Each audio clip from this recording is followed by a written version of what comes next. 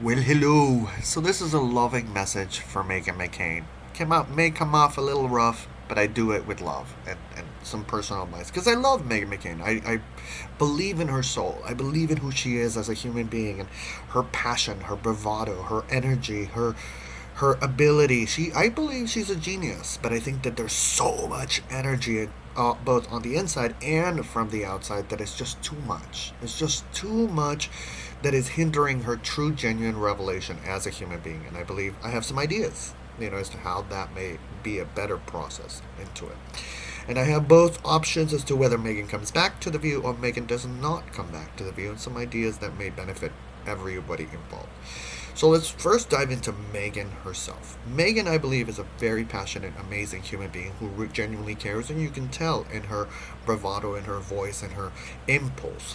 And the problem with that, and the benefits of that, is that, the message, the passion gets across, but sometimes it doesn't because when you have so much energy and so much passion, sometimes the darkness comes in and starts pushing at our buttons, and whether it's outside or the inside, and we're having to almost juggle all these, like, so I can't come off bad, I'm in the public, and it's just almost Megan McCain is overwhelmed, on the Twitters with the negative comments, from thing that runs the presidency, comments about her father, from her father passing away, from her interactions with the co-host. It's almost like a downward spiral, like this chaotic spiral that just kind of got out of control. And it isn't indicative of who she is as a human being. And I think that that's extremely painful. So I empathize with her. And I think I was looking at her chart as I wanted to get to know the astrological chart of a person. I don't know much. I'm not going to reveal too much for you because I'm sure that she's a Scorpio. Just gonna reveal what you can look up on the internet. She's a wood rat, and a wood rat, they're very thinking, they're strong moral responsibility, they're advocates for peace, and they're very orderly. So those are elements about Megan that I totally see.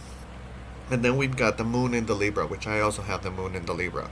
And anybody that knows about astrology knows that the moon drives your emotional state, your inner emotional struggles. And Libra is the off balance. And I personally, sometimes especially during this time, you've got a lot of off balance energy in the cosmos, and you've got some internal off balance energy.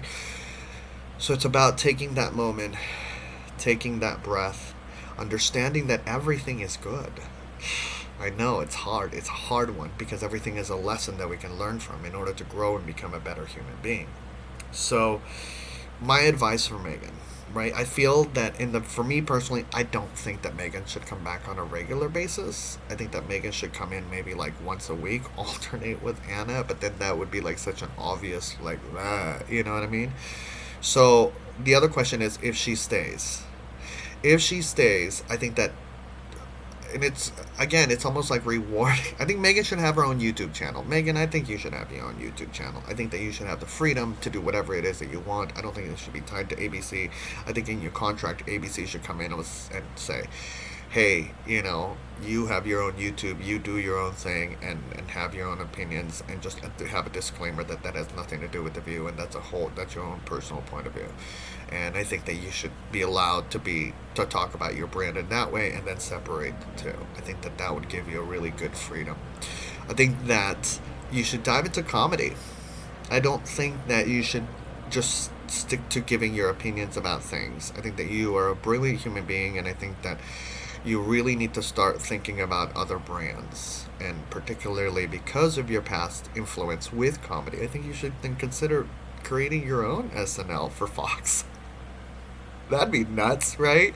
Your own comedy parody for that particular network. I don't know. All those, you were tutored by an amazing human being who is an icon to humanity. So there's so much wisdom there and off on top of that, whatever energy we've received, gifts, whether we've learned to sing, play the guitar, play the piano, all those gifts that are they're like pushing us, that energy can be transformed into darkness and into stress because of our unfulfilled dreams, of our caged bird element. It's like, get me out, get me out. And I think and the cage is getting more bars, to the degree the Scorpios are very powerful. They're the fire water of the signs. So what? But they are also a dualistic sign. They can turn into the eagle that soars above it all. And that's another trait of the Scorpio if you study astrology. And I believe Megan is really at that zenith because, as we know, when the most darkness comes, the greatest light comes out. I think we've seen her beautiful, wonderful marriage and how it unfolds. I mean, if you follow her on Instagram, it's like it's sweet. It's really, I love her, and I love him. They're just awesome couple, and I would love for her creativity to be able to flourish on YouTube, on some other platform, and have the freedom to do whatever you want, whether it is talk for 5 minutes or do a comedy show, do something that will allow that, because you feel caged because you are caged. You are. That's the reality of it, and you need to have some kind of outward. You can still remain caged to a certain degree as long as you understand that there is a cage, but you need somewhere to go. You need some other outward influence that is yours, other than just your marriage. I mean, even your marriage is not necessarily just yours. It's a couple relationship. You need something that is yours. You need to be a producer. That's basically it. You need to be a producer and put your face out there and get yourself out there. There's too much energy being wasted on the view. Ugh, I know. Did I just say that? I did. And I think yeah, I did. You have enough money. You don't have to worry, right?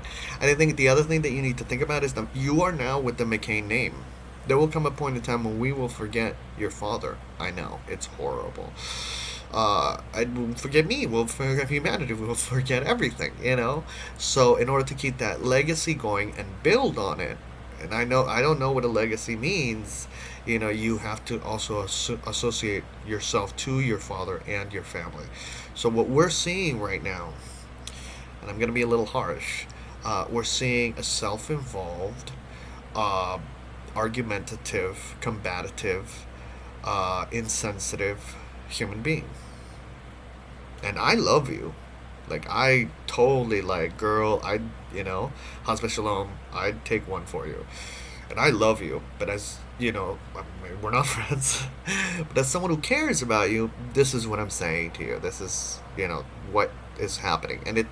I don't blame you, because you have a great deal of stress on you. A great deal of stress. I don't know anybody that has that much stress in the public media eye at this particular moment in time.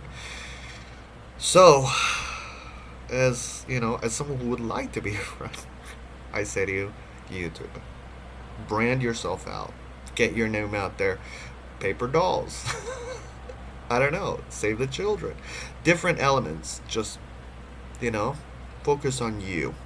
Love you, Megan, and anybody who loves Megan, who doesn't love Megan, I want to wish you all a wonderful, wonderful, wonderful eternity.